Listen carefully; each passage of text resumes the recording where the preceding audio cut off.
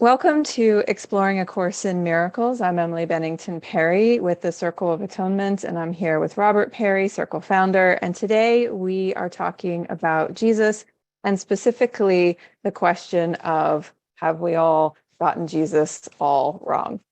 This discussion is an outgrowth of a lecture that we hosted at the Circle last weekend called The Revolutionary Message of the Historical Jesus.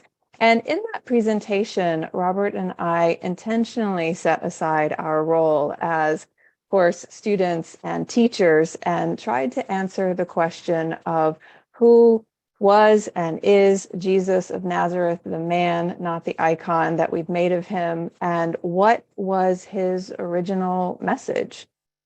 And I say that we set aside the course, but we also set aside everything else. And by that, I mean other materials that claim to be channeled from him. And we centered in on the historical Jesus scholarship, and particularly the synoptic gospels of Matthew, Mark, and Luke, and a lost gospel called Q that we'll discuss today.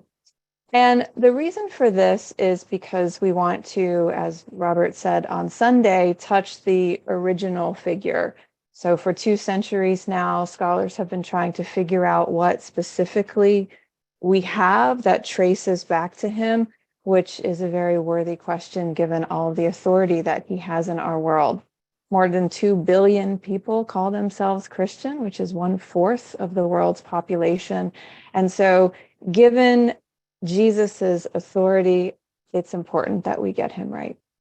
So obviously this is a huge topic, and this is very important to you personally, Robert. So I'm happy to be having this conversation with you today. Yeah, it's such an important topic. I think for me, I know it goes a ways back for you. For me, I remember kind of feeling in my teens that Jesus was some kind of supremely important figure. And I feel like that sense has been in my bones, almost like part of the equipment that I came in with. Even when I left the church, which was in my teens, I still retained Jesus. Um, a big part of my spiritual journey, from doubting that there was a God to eventually embracing spirituality, was the Shroud of Turin, which I still believe is his authentic burial cloth. I got very much into Edgar Cayce, who was a psychic who channeled in trance and had a lot to say about Jesus. But what has happened for me is, as my journey has gone on spiritually in life, Jesus has remained at the center of it. Obviously, as the acclaimed author of the course is my path and also my vocation. But I've kept researching the question of who he was. And what strikes me is that the question is so charged for us that it's very hard to have a sincere desire to get past our own images of him and try to get at something that the evidence suggests.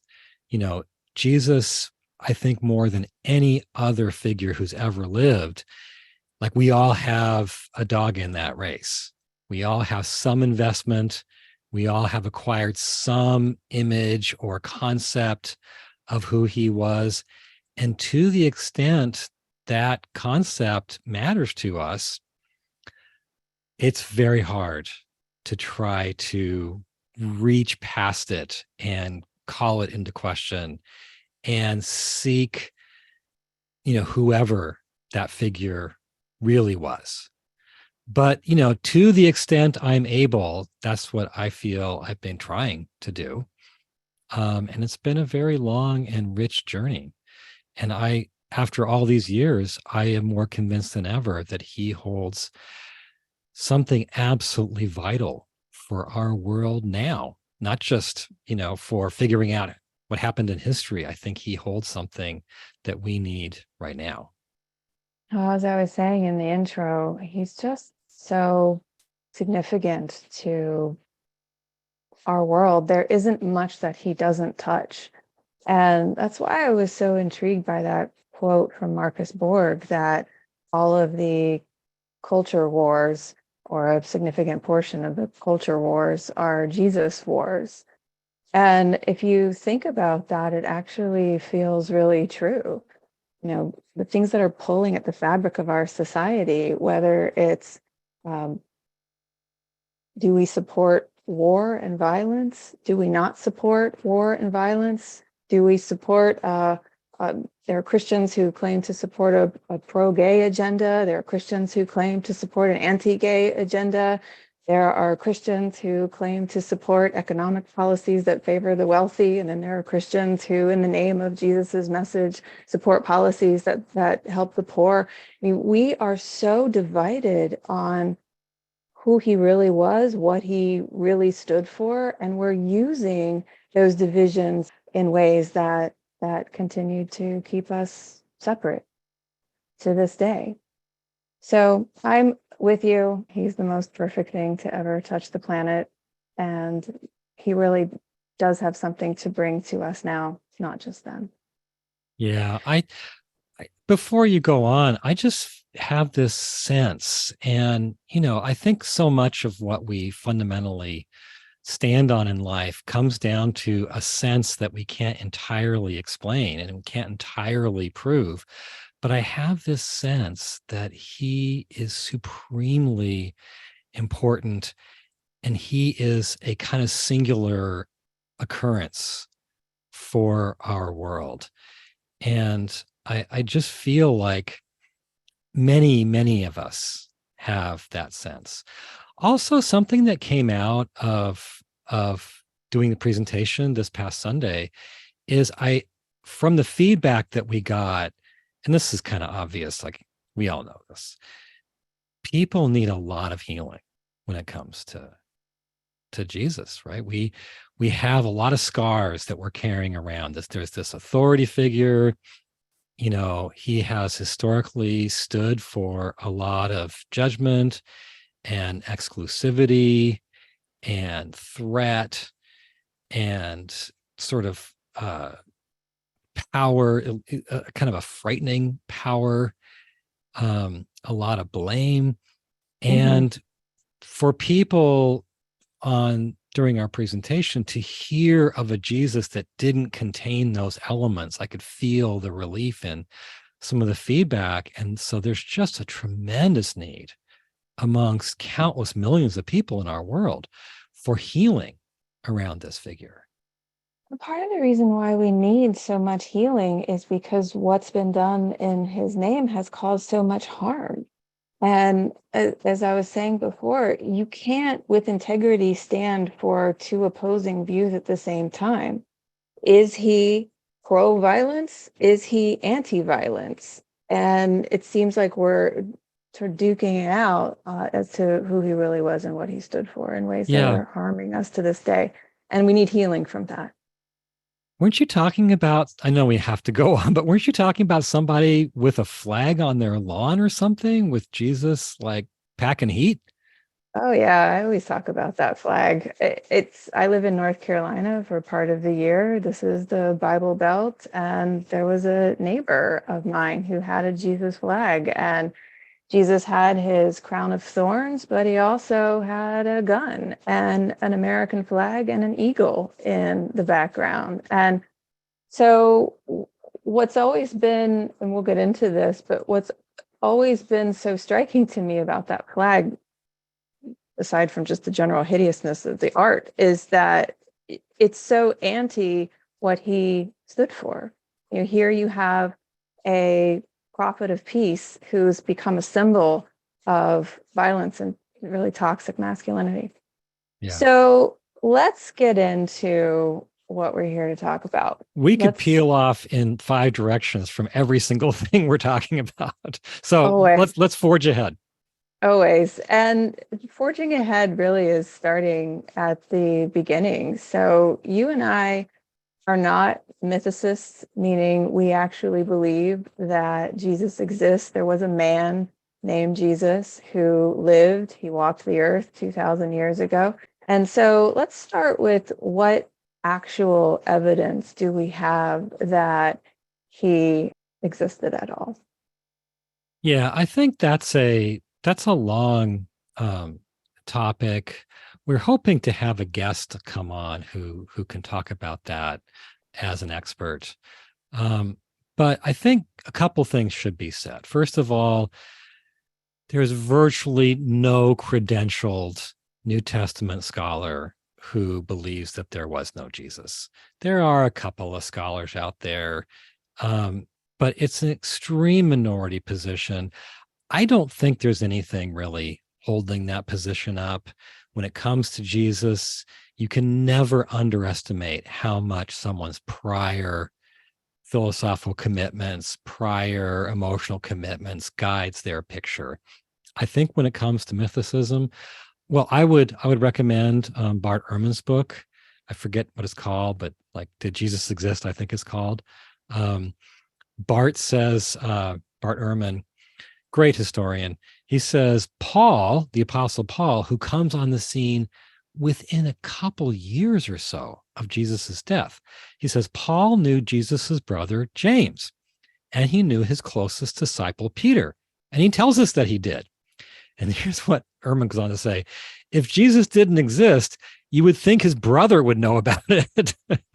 And that's where I went when I first started hearing about mythicism. Like, Paul went to Jerusalem. He stayed with Peter for like 2 weeks. He talked with James. He had later encounters with Peter and James and Jesus's disciples. Why are we so attached to thinking that Jesus didn't exist when, the historical evidence is, I think, very strong? You don't get much agreement amongst New Testament historians on a lot of things, but this is one thing that even very skeptical scholars, even scholars who are basically atheists, who are naturalists, who are not Christians, they all acknowledge that there was a Jesus. Right. So assuming that we have consensus on his existence, what is it that we know specifically about his life? So, in other words, if we were to set aside all that we learned in church, all that our culture tells us about him, all that our friends and family tell us about him, and just get to what historians know about what was true about his life, what would we have? Yeah, well, different historians have different lists. I used to collect lists of like what we can know with some confidence or certainty about Jesus. Uh, I think the general consensus is something like the following: he did live. He was from Nazareth. He was known as a teacher. He was known as a miracle worker. He had following of disciples. He taught the kingdom of God. That was his main message. He was crucified. Well, I should back up a little bit. He was baptized by John the Baptist. Everyone agrees that happened, okay, because it was a great embarrassment to Christians. John the Baptist was a hugely important and popular figure back in the day. And so for Jesus to come to him for baptism suggested that Jesus was like in a subordinate role. And Christians didn't like that. And you can see them squirming and trying to deal with that in the Gospels. So no one doubts he was baptized by John the Baptist. No one doubts he was crucified. One of the central facts we have about him: after his crucifixion, his followers had visions of him. That's generally accepted, and obviously continued to follow him. So I don't think that there's a lot of facts that have, consensus beyond those. I'm sure there's a few, but it's pretty bare bones what everyone will agree on. So, our sources for his life are primarily the Gospels, Matthew, Mark, and Luke, not John, which we'll talk about in a few, and also a lost gospel that has been called Q. And Q is very important and significant to our picture of who Jesus is and was. So, Can you describe what Q is for those who don't know? Yeah. And I'll say a bit more than I said in our presentation on Sunday. Q is so important. Scholars for a while now have agreed it's the most important source we have for information about Jesus, basically about what he taught, because Q is composed almost entirely of teachings of Jesus. So the way Q was discovered was this. A couple centuries ago, scholars are trying to figure out like who copied from whom. Matthew, Mark, and Luke share a lot of material in common. They basically have roughly the same storyline and share a lot of the same stories, share a lot of the same teachings. John is different. Just as an aside, we all know Jesus told parables, not in John. um, in the synoptic gospels, his message is the kingdom of God. That barely is mentioned in John. In the synoptic gospels, which are Matthew, Mark, and Luke, synoptic means seeing together. His message is not about himself. In John, it's pretty much all about himself. That's where we get all those titles. I'm the bread of life. I'm the way, the truth, and the life, and the resurrection of life. So John's just very different. No exorcisms in John. They're a big deal in Matthew, Mark, and Luke. So scholars are trying to figure out, when it comes to Matthew, Mark, and Luke, someone's copying from somebody else because there's too much shared wording. It's not just shared ideas and stories, it's wording. And so what they quickly realized, didn't take that long to realize, Mark was written first. Mark is shorter. It's less developed. The language is rougher. So they realized that Matthew and Luke appeared to be independently copying from Mark and kind of editing and shaping as they went, as ancient writers did. And then what they found is if you extract all of Mark out of Matthew and Luke, you still have a lot of material shared in common between Matthew and Luke. And this material is almost all teachings, a lot of the same teachings, a lot of the same wording. And these teachings even appear largely in the same relative order. So it's as if, this is called the two document hypothesis. It's as if Matthew and Luke have like two different books in front of them, two different documents. They are looking at Mark, writing his story down, and they're looking at this collection of sayings, and they're plopping these sayings into Mark's story at different points in Mark's story. So they don't put the same saying in the same spot, but they're plunking them largely in the same order into this story that they inherit from Mark. And so scholars finally started calling this Q, is short for a German word, which is Quelle, and that means source. So basically Q just means source. And a lot of scholars were saying that this is a gospel. This is clearly a gospel. But what was interesting was the view of Christianity, the view of the scholarship was, well, the good news has to do with Jesus being the Messiah and Jesus dying for our sins and Jesus being raised from the dead. And none of that's in Q. So many were saying, how could this be a scholar? And then what happens in 1945, we found the Gospel of Thomas, which is a saying. It's a gospel composed of sayings, just like Q has been posited to be a gospel composed of sayings. So now it's generally called the Sayings Gospel Q. And it is agreed, as I said, to be our earliest account of Jesus's teachings. And it contains many of the truly immortal teachings of Jesus. So there's a lot that we could say about Q, but that's where the idea comes from.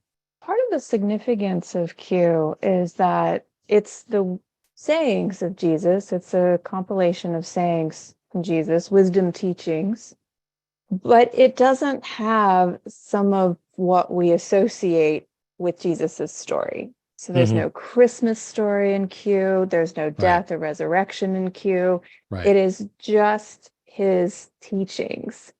And it It's interesting because it paints a picture, it gives us a picture rather of who is he without Christmas, the crucifixion and the resurrection. So what did he Right. just go around teaching? Right. And so that makes Q incredibly significant. Yeah, and I've been reading and rereading Q a lot recently, and I get the feeling like it's a time machine because we're so used to the Jesus of the Gospels where yeah, he has this ministry in Galilee, but it's all kind of leading up to the real show, which is he goes to Jerusalem from Galilee and he's crucified and he's raised from the dead. And when you read Q, you feel like you're penetrating. This is my feeling. You're penetrating to some distant earlier time when he wasn't called Christ. He wasn't the Messiah. He is not about his death and resurrection.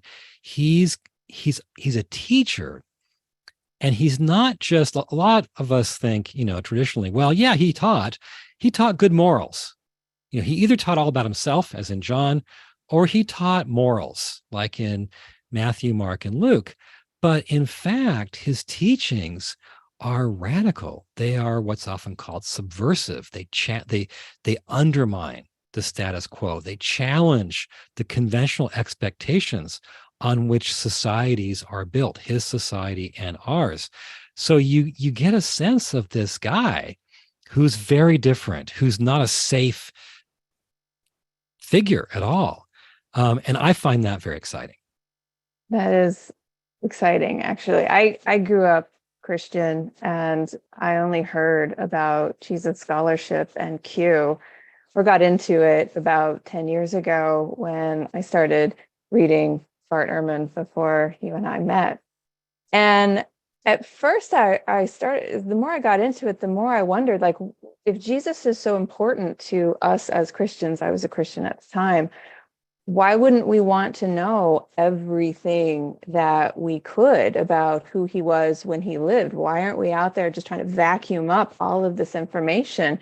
But the more you get into the scholarship about who he was and what he said, the more you realize how threatening it is to the image that we have of Jesus and Mm-hmm. the establishment of the Christian church. Because if you boil down the essence of Q, he's not talking about himself as a divine savior. He's not talking about himself as a judge.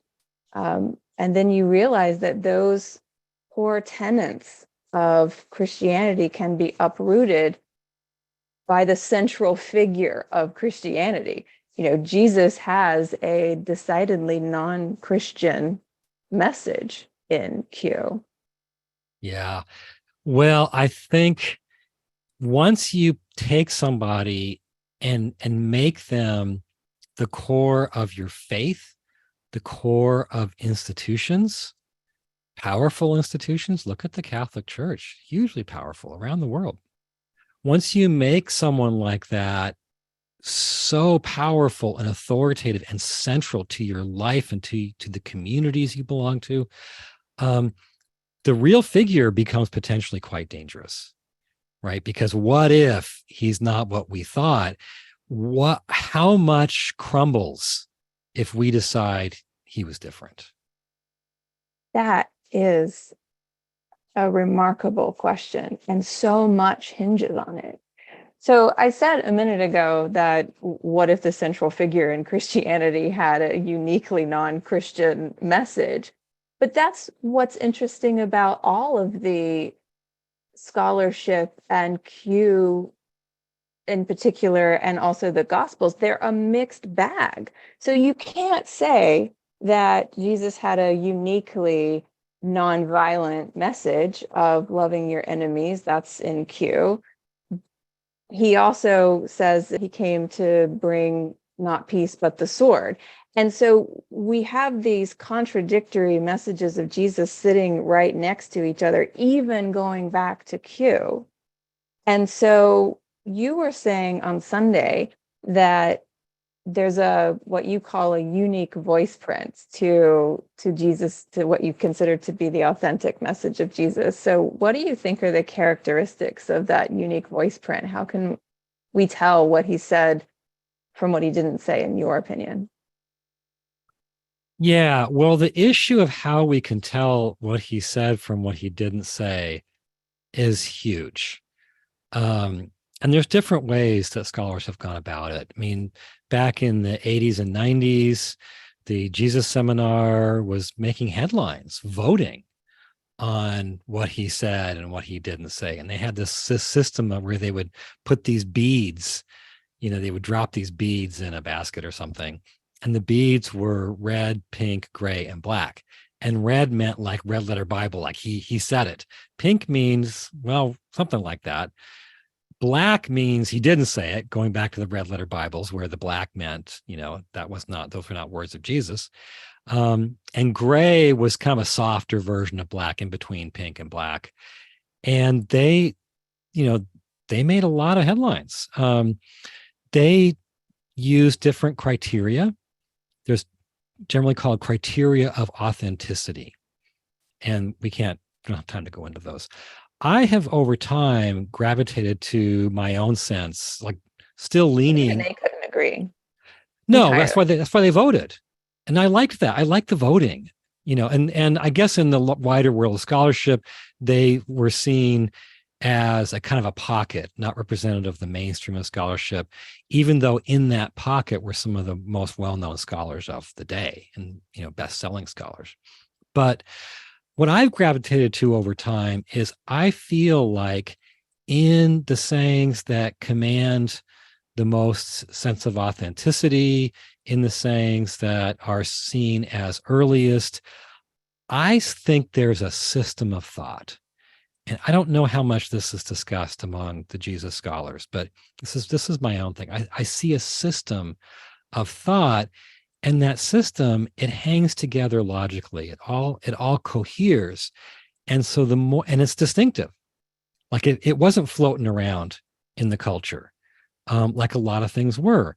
So I don't see how it would leak into the system, into the tradition, except coming from Jesus. It's so original. It's so distinctive. And so that's a lot of how I, tell, in my own opinion, what's authentic or not, the things that reflect that distinctive system. So a few things about it. One is that very strikingly, you see a sense that there is no in-group or out-group. God doesn't have an in-group or out-group. Now, we all know that God has his favorites. It's those who obey him. He has those who are on the outs with him. He sends them to hell. He sends them punishments and judgment. What I think are the truly distinctive teachings of Jesus, or what I think of as his voiceprint, are teachings where God has no in-group or out-group. He even at times displays more attention and gives more care to those who we would think are his out-group, those who don't obey him, because he sees them as not well and in need. And then in other teachings, and often in the same teachings, we are urged to have no in-group and out-group. And that is almost inconceivable. Like we all have a circle of friends and loved ones. We all have those who we have a bit of a sense of enemy with, or those who are just strangers and we don't care about them. The idea that everyone's in our inner circle is revolutionary. And you'd have to be, I think, very advanced to actually fulfill that. Another part of this voice print, in my view, is a God of not just unconditional love. And he truly seems to have unconditional love, even though it's a modern term. We haven't been using that forever. That's true of him, but also a God of unconditional care. And this to me is really at the heart of the tradition. And because he gives unconditional care, for those of us who can access that, which is the whole issue, they can lead lives that are carefree. They can be carefree because they know they are cared for.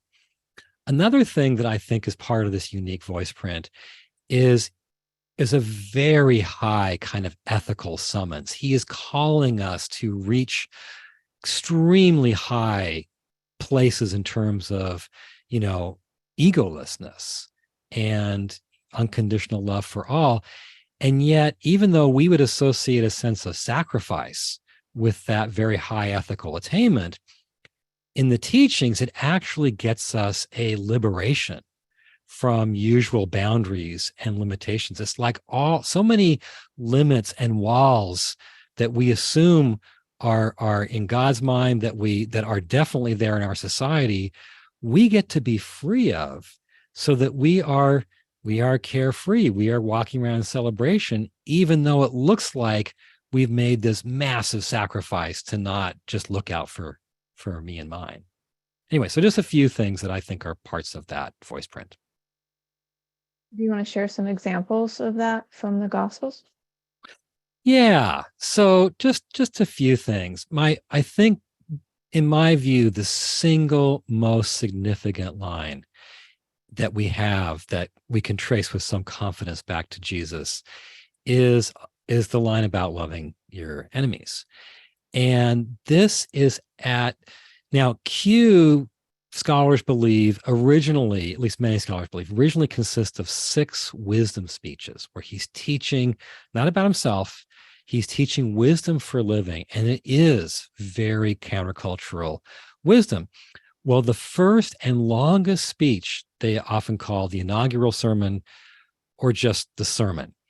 And it's where he's announcing kind of his basic teachings. And the very heart of this sermon that occurs near the start of it, and the rest of it largely elaborates on, is about loving your enemies. And here's the line as reconstructed in Q, although a very close version of this is in Luke and Matthew. So here's how it reads. Love your enemies and pray for those persecuting you, so that you may become sons of your Father. Why? For he raises his sun on bad and good, and rains in the good sense, because it allows crops to grow, on the just and unjust. You have to stare at that for a while to see all that's in there. Basically, he's saying God has no enemies.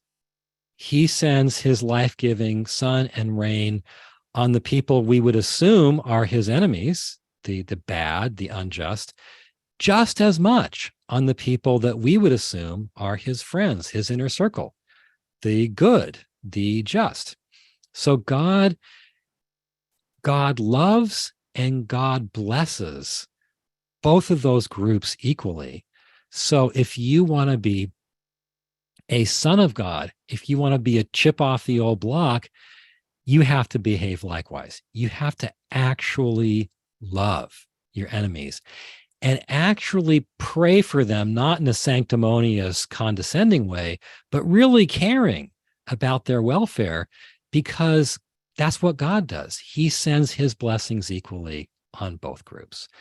And I feel like that it rocks our world. It rocks our world, and it's too hot to handle. It's almost, it feels like it's too big.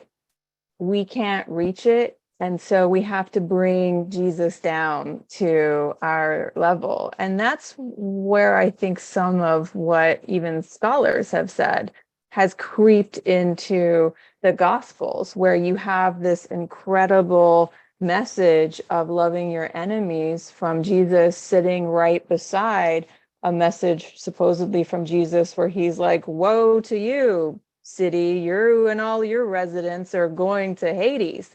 And so as students of Jesus, we have to look at both of these messages and say which one of them is him.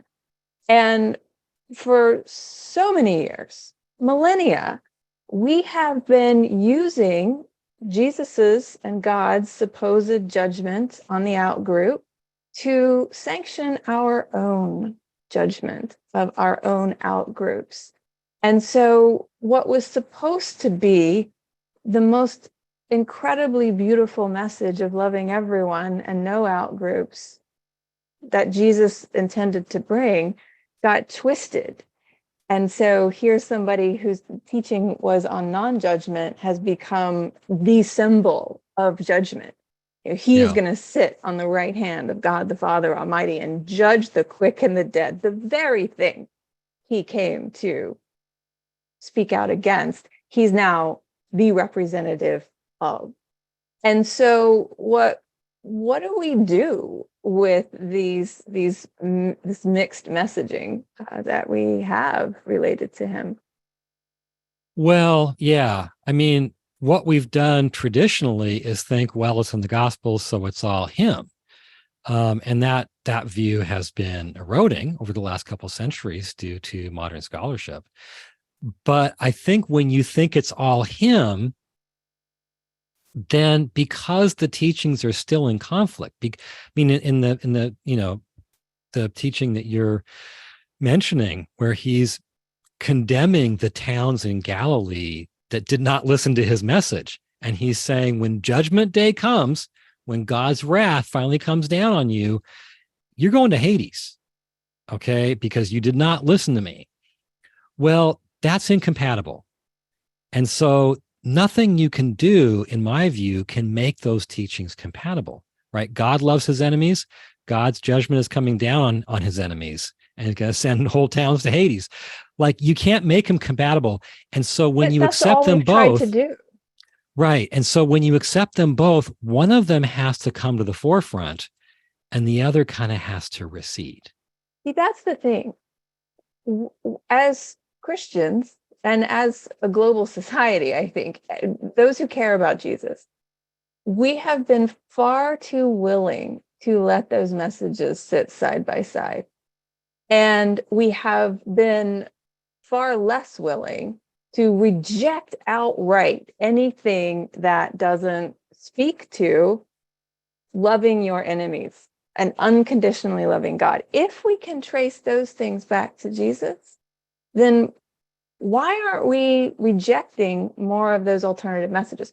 So, well, we'd have to reject completely the Bible. We would have restructure Christianity as we know it. according. Can we even call it Christianity at that point? Because Christ means Messiah. And what if he didn't? I mean, here we have his earliest teachings in Q, and nowhere is he referred to, or is he referring to himself as the Messiah? So Christianity is built on Jesus the Messiah. Do we have to will we have to just rename it as well as restructure it? And it's not going to happen. Institutions are self-perpetuating once they have a certain amount of power and longevity. That's not going to happen. Okay. If he was a different guy than tradition has said, there's only a certain amount that our tradition is going to even be interested in that. Yeah. So classic Christian pastor sermon is everyone expected a king Messiah and then got the guy on the donkey and didn't know quite what to make of that. And so do you think that part of what happened is after Jesus died, we needed to turn him into a strong man? And so the words that he spoke got altered so that he becomes that strong man that we need. So if you want to take down your enemies, put the hate for those enemies in the words of Jesus. So if you're mad at that city, you put the word in Jesus's mouth, and Jesus is the one who says, "Woe to you, so and so, you're going down." But it's not him.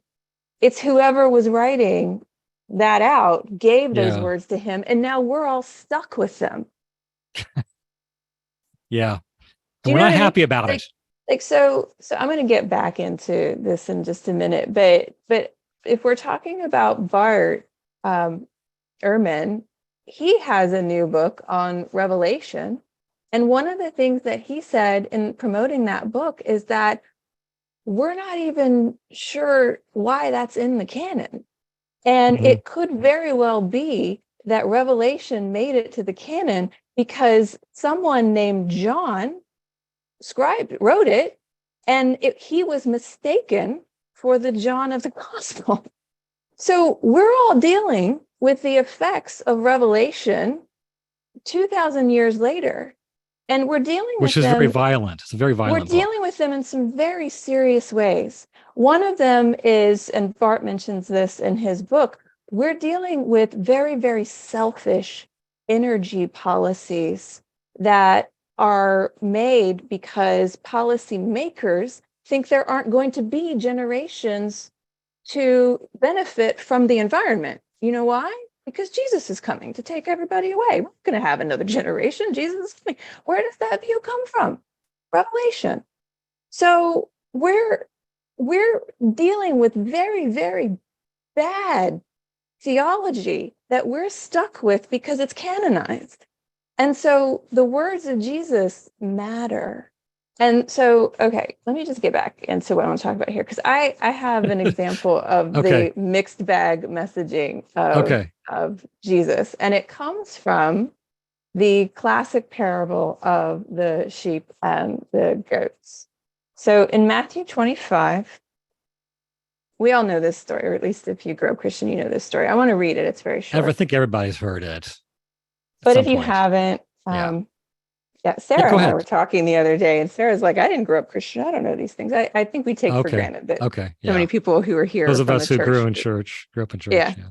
Okay, so this is Matthew 25, classic parable, supposedly from Jesus, the sheep and the goats. It's short. When the Son of Man comes in his glory, Jesus, and all the angels with him, he will sit on his glorious throne. All the nations will be gathered before him, and he will separate the people one from another as a shepherd separates the sheep from the goats. He will put the sheep on his right and the goats on his left. Then the king will say to those on his right, come, you who are blessed by my Father, take your inheritance, the kingdom prepared for you since the creation of the world. For I was hungry, and you gave me something to eat. I was thirsty, and you gave me something to drink. I was a stranger, and you invited me in. I needed clothes, and you clothed me. I was sick, and you looked after me. I was in prison, and you came to visit me. Then the righteous will answer him, Lord, when did we see you hungry and feed you, or thirsty and give you something to drink? When did we see you a stranger and invite you in, or needing clothes or clothe you? When did we see you sick or in prison and go to visit you? And the king will reply, truly, I tell you, whatever you did for one of the least of these brothers and sisters of mine, you did for me. And then he will say to those on his left, depart from me, you who are cursed, into the eternal fire prepared for the devil and his angels. For I was hungry, and you gave me nothing to eat. I was thirsty. You gave me nothing to drink. I was a stranger, and you did not invite me in. I needed clothes, and you did not clothe me. I was sick and in prison, and you did not look after me. And they will answer, Lord, when did we see you hungry or thirsty or a stranger or needing clothes or sick or in prison and did not help you? And he will reply, truly, I tell you, whatever you did not do for one of the least of these, you did not do for me. Here's the kicker. Then they will go away to eternal punishment, but the righteous to eternal life.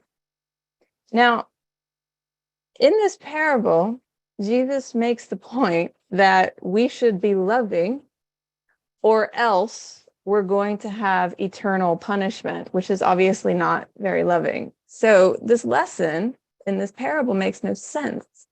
It's like punishing your child for by hitting them. There's a lot to say about this parable, a lot. What I would say is this kind of thinking that there's going to be this judgment and people will be divided into their appropriate groups. And, one group will get eternal reward, the other will get eternal punishment. That kind of thinking was everywhere in the culture. If that leaked in from somewhere outside of Jesus's teachings, no mystery there. It was just, they were awash in it. Okay. The other teachings where God and Jesus don't divide into those who are obedient and rewarded and those who are disobedient and punished, where everyone is loved equally, where God's care even at times goes more to the disobedient because they need it more. that kind of thinking is original and distinctive. Where did that come from? If it didn't come from Jesus, and if that came from Jesus, that and this are not compatible. And we've got to make a choice. Now we should say that not only is Bart Ehrman a believer that Jesus taught was an apocalyptic prophet, but that's been the mainstream in New Testament scholarship for over a century. Not necessarily like the only position. At one point, Marcus Borg estimated that it was sort of crumbling and was becoming a minority view. But the majority of view has been he prophesied God's coming judgment, after which God's kingdom would descend onto earth and everything would be paradise for the good people. I just think that he couldn't have taught that because he has other teachings that are incompatible with that. And the apocalyptic view, it was just everywhere. Of course, it's going to leak into the tradition. It's the same thing with the sheep and the goats. How can you teach a loving God and teach a God that's going to come down and separate the righteous from the sinners and throw the sinners in eternal hellfire? A loving God who does not divide. That's they just key. Don't go together. And well, that's what I was saying before. Why have we been so willing to allow these messages to sit together for so long? Yeah. Well, I think we've been willing to allow them because they're there in the Gospels, and we built a giant multi-century around them. empire. Yeah. So anyway, I feel like we're getting towards the close here, and there's probably some things we want to say before we wrap up. Well, for me, it just comes back to that the title of this discussion. Did we get him all wrong? Feels like we have. Yeah. I do think we've gotten him largely wrong. I think the Jesus that is there in some of those beautiful, liberating sayings, for instance, in Q, I think we get that guy. And I think we're carrying a lot of baggage from the other guy, from the guy who represents God's wrath and coming judgment and so on, and dividing the sheep from the goats. I mean, it's painful if you think you're one of the goats. But I think, in my view, I think there's kind of no one thinks they're the goat. Yeah, I think there's kind of two things that I come away with. One is that I think we've covered him over with a lot of very understandable human stuff that's not of him. And I think once that stuff gained steam and we identified with it, and our faith and our sense of our eternal destiny wrapped around it, and our institutions wrapped around it, the investment became too great to want to recover an original figure who was different, right? When you're so invested, and I see this with the Course in Miracles, right? Once people have identified long enough with a certain view of the Course, they don't want to open their minds to what's on the page. They can't open their minds to what's on the page. We need that out group, though. I think there's that too. We have to have an out group. And if we can canonize the out groups, then make it so that Jesus has out groups too. Yeah. It justifies our ability to have out groups. And that's in us. That's what he came to overturn. But that's in us so deeply that we can't get to his message. And so again, we drag his message back to where we are. Yeah. So one thing I think is that we just, like, the snowball just kept rolling downhill and getting bigger. And whatever the reasons for that snowball were, we're invested. I also think there's got to be an unconscious thing if this kind of gives our ego a bit of license, right? So there's that one thing. I think the other thing, though, is there is still a figure to recover who is not just of historical significance and historical curiosity. I think there's a figure there who this world needs. I think he is just as subversive and radical today as he was 2,000 years ago. I think he shows us a way out of our egos And so I personally feel that the quest to reach that original figure is hugely significant. And I think we're a ways away from really arriving there. I feel like, for instance, the Jesus scholars will barely touch the Shroud of Turin, even though, the evidence is not absolutely like clear, but I think there is a mountain of hard scientific evidence in its favor. So I think we still got a ways to go. I think our whole civilization, our species, is slowly growing up to a greater readiness for what he was trying to bring. But I think he is still a kind of shining diamond in the history of our world, an electrifying shaft of light that we still need. He's still relevant. Do you think part of growing up spiritually is giving ourselves permission to chuck what feels contradictory to a message of unconditional love as most likely being not from him? Well, yeah, I think the willingness to do that. There's a view that could be heresy, right? If it's in the Bible, then we should be taking it literal. The Bible's infallible. And so Jesus said that he stands for loving your enemies, but he also says he came to bring a sword and not peace. So we just have to take both of those things as true. Part of growing up is saying, no, the Bible's not infallible. It was written by men who were flawed. And so we need to do this work of getting to the heart of his message and then expanding that message. And I think that's the kind of spiritual maturity that we need. Yeah. Now. A couple things I want to say. And we need permission to do that. Like, it needs to be okay for us to do that. Yeah, I think that's a high, like, questioning, hardened, solidified, fundamental views that you hold. I don't see churchgoers doing that. I don't see spiritual masters doing that. I don't see anybody doing that. I don't care how advanced you are, how egoless you supposedly are. Human beings don't do that. So that is an ideal that we're still sort of trundling our way slowly towards. The other thing Thomas Jefferson did when he pulled out the quotes from Jesus in his own Bible and chucked the rest. Yeah, I think some do.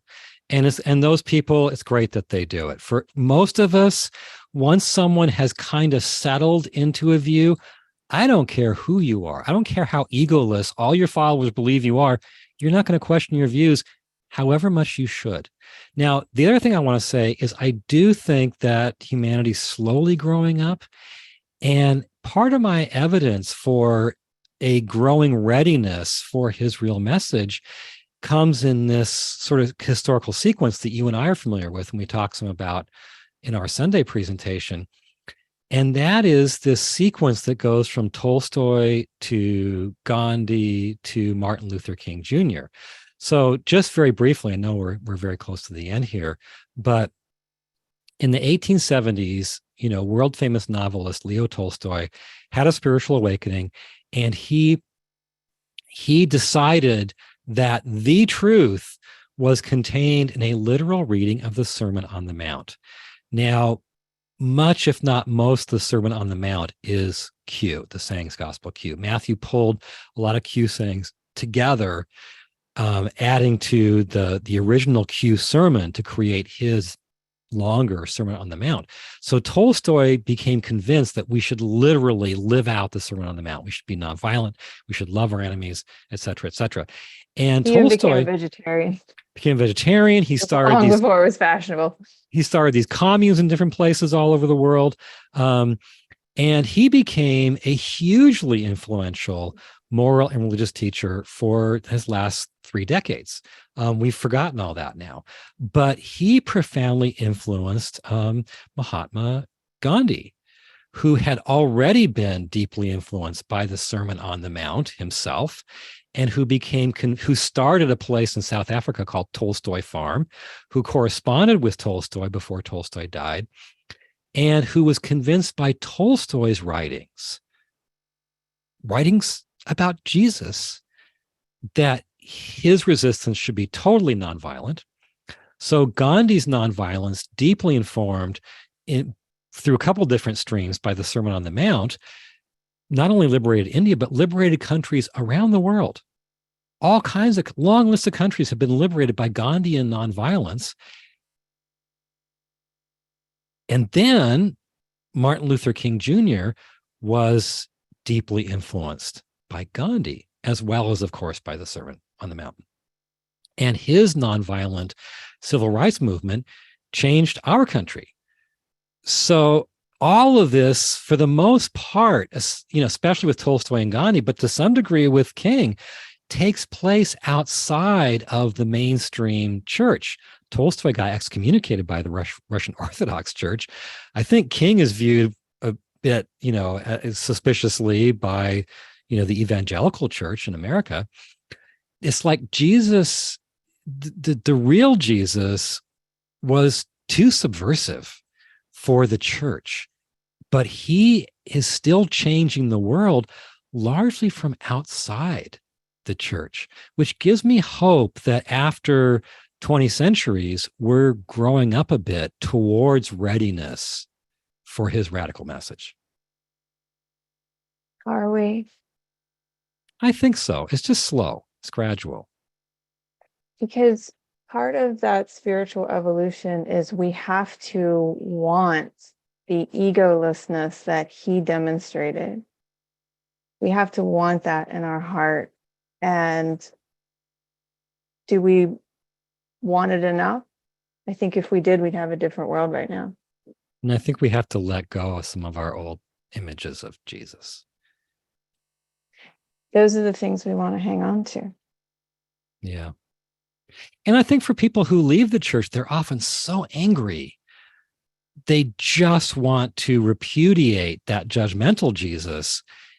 And they're not yet ready to say, hey, maybe he was a really different guy than my church taught me. I know. That's the message I would love to give to what's been called post-Christians, deconstructionists, those who have left the Christian church, but they retain that connection to Jesus. And by their own language, they call themselves in the wilderness. But you and I have talked about this before. There's an impression that the wilderness is a good place to camp. You can hang out in the wilderness for a long time, just kind of licking your wounds of all that's happened in the church that you were leaving. And what I just want to do is jump into the wilderness and say, the guy that you feel that connection to, he's there. He's always been there. Come out of the wilderness. And the way you come out of the wilderness is you just stand with conviction for what you know to be true about him and get rid of everything else. Walk with your head held high out of the woods and be what he wants you to be in the world. Because the only way that he has a voice in the world is through us, through people who want to demonstrate the egolessness that he came to teach. It can't exist in the world otherwise. I would love to see something like that Jesus from Q, something like the Jesus from the Sermon on the Mount, reach, be available for mass consumption. And a lot of people, I think, could find their healing in that Jesus rather than camping out in the wilderness forever. Well, that's the thing. It's like, do you want to spend time spinning on is he or isn't he a spiritual master that we can trust? Or do you want to take what we can trace to him and be a mouthpiece for that in the world and use that conviction to build the kind of structures that no longer harm people? That would be a way to get out of the wilderness and do what he wants us to do. All right. Oh my Yeah, God. we could go on It's forever, late. basically, and we sort of So do. we'll go ahead and close here. Do you want to say anything before we close about this? We've used our time. I think we can just keep going and going, but I think we should probably just like tie it off here. And We'll close here. Thank you for watching and listening. If you'd like to participate in one of our future Exploring A Course in Miracles podcast recordings, go to circleofa.org/events, and you'll find the link to sign up there. On behalf of all of us at the Circle, we'll see you next time. Bye for now.